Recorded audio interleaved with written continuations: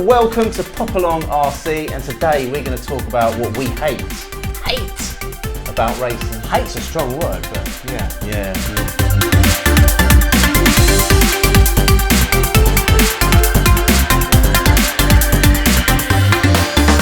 What we're going to do in this video, we are going to run through some of the things that really do myth us off about racing. So, here we go. Number one, I'm going to go first. Go on then, yeah. The first thing I don't like about racing and a race night is lack of time on track. Lack of time on track. Yeah, because we're out for like 4 hours. Yeah, true. And I think we've done the maths before with a practice, 2 heats and a final. You're looking at 22 minutes of racing for 4 hours. Yeah, it's not long, is it? It's not long. No. And we do love it so much, we want to do more of it. We want more. Yeah. Okay, there's another thing I don't like about racing, and that's the whole keeping up with the Joneses thing. Keeping up with the Joneses. Keeping up with the Joneses. For example, this class here, the GT12 class, right? This used to be a very, very simple class. It's obviously 1/12. It's quite a cheap class as well, wasn't it? Yeah, it used to be a very cheap class. It was really, really basic. It was so basic, it used to have a fixed axle, so there was no diff. However, we all bought into the cars. Yeah, I think I bought into the first generation one, which was the Super Stocks, yeah. And then you said, that looks like fun, and you got, what did you get, the Super Stock GT, was it? Something like that, yeah. Yeah. Which came with a ball diff, yeah. So everybody then got ball diffs because they were outpacing the cars with the fixed axles, right? And then off the back of that, of course, they released. There was a time. I don't know if you remember this. That there was a particularly hot motor. These run a 13.5 brushless motor on it, and it wasn't an illegal motor, but it was one that was considerably quicker than all the other motors. It was the same windings. It was 13.5. It was just quicker. So the next week, everybody bought that motor. And then there was Zen bought a new car out, and then a month later, that's right, everyone had the Zen because it was the fastest car. Yeah. A month after that, Schumacher bought out a new car. I think it might have been the Atom at the time. Which is that one. Which is that one there. Yeah. And you went out and you bought the Atom. And I won. And then with a couple of weeks, everyone was running the Atom. Yeah. I'd left by then. I was done because I couldn't keep up with the pace of buying bits and bobs. Yeah. Especially, like it started off with you'd have like I think all the electrics as well. Everything was you used to be able to buy it in a bundle, didn't you? A bundle, and it's really, really cheap. But of course, that's the hobby of RC, you know, and that is one thing that does actually really quite annoy me. And that leads on to number 3. Oh, go on then. Number 3 is benders. Benders? Yeah. Benders? Benders. Go on. I can't stand Elaborate. Benders. Well, people that bend the rules. Bend the rules. Right. Yeah. Do you know what? The rules are written down.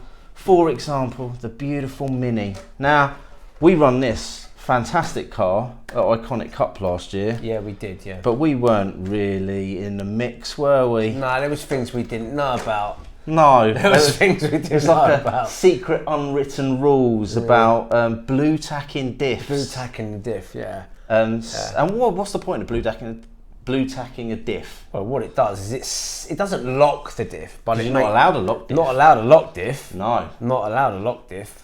But what it does is it just pulls round the corners better. Yeah, makes it faster in the turns. Exactly, faster in the turns. Yeah. And do you know what that goes with everything? So. The tyres, the bearings, there's this, there's that, and they're not breaking the rules, they're just bending them, and it's kind of just ruining the level playing field that we like to play on. That's right, yeah. And if you're not in the know, then you ain't going to be winning. You're not going to be winning. Oh, no. Yeah. So, talking about winning, yeah. You're quite good at winning. Not bad. Yeah. You're not very good at losing, are you? Do you know what, Carl? I hate losing.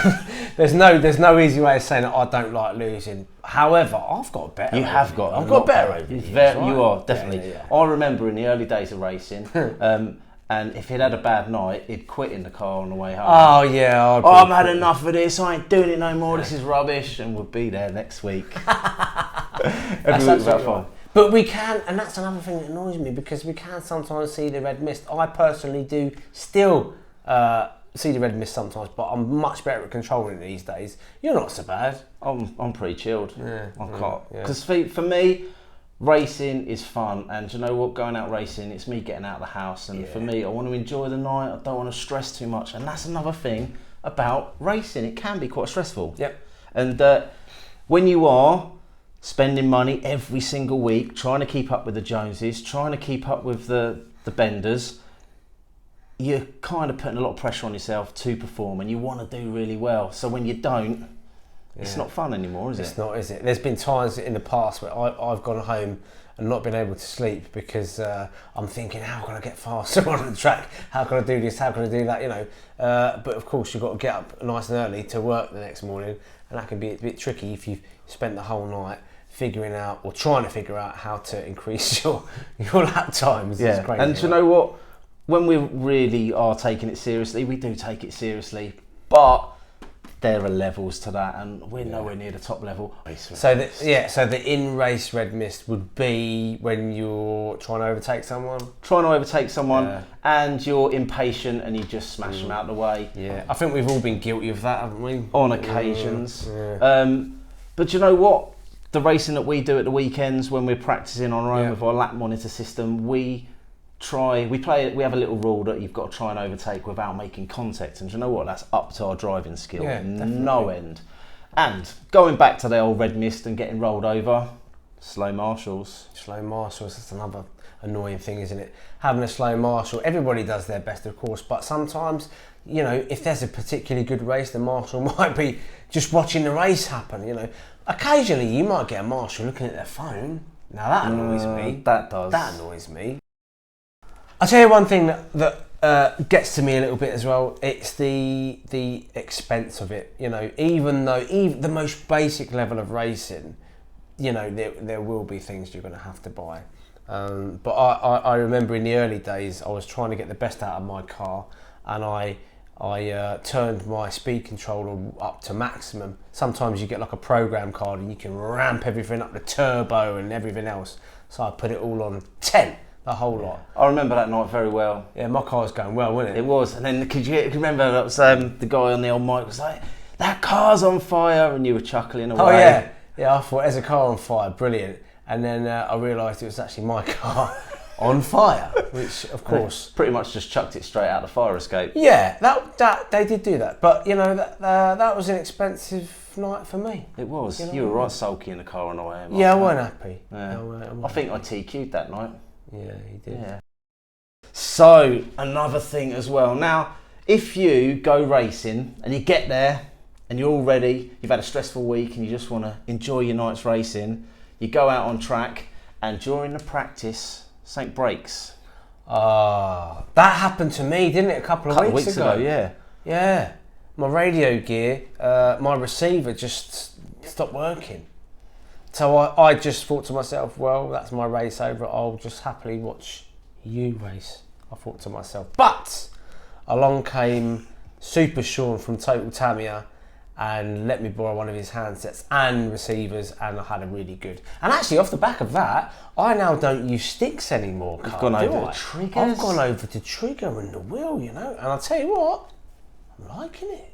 We need to grow this hobby and we need to get more people in. We need to help them as much as you can. So, if you are more knowledgeable than others in the pit, share that information. Be a good RC hobbyist and help out your fellow RCers. Yeah, and don't keep all the little secret ideas to yourself. Share them about a bit as well. Yeah. Now, I'll tell you what, I was at Milton Keynes the other week. Yeah. Andy Murray was there. Oh, yeah. Yeah, he knows. The tennis player was there? Not the tennis player. The bloke who basically built, designed and worked on the old GT12s, Mr. Schumacher. And do you know what? Cracking chap. I had a good chat with him. Really helpful. And he was there helping beginners and some of the team drivers alike. So nice.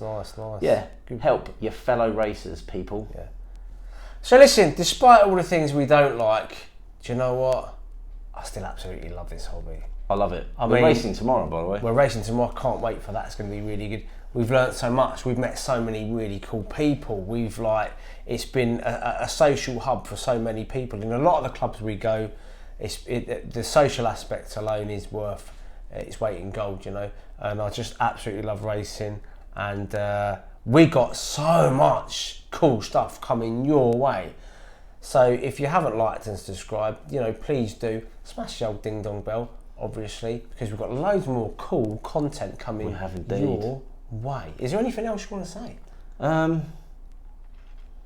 don't think so. No.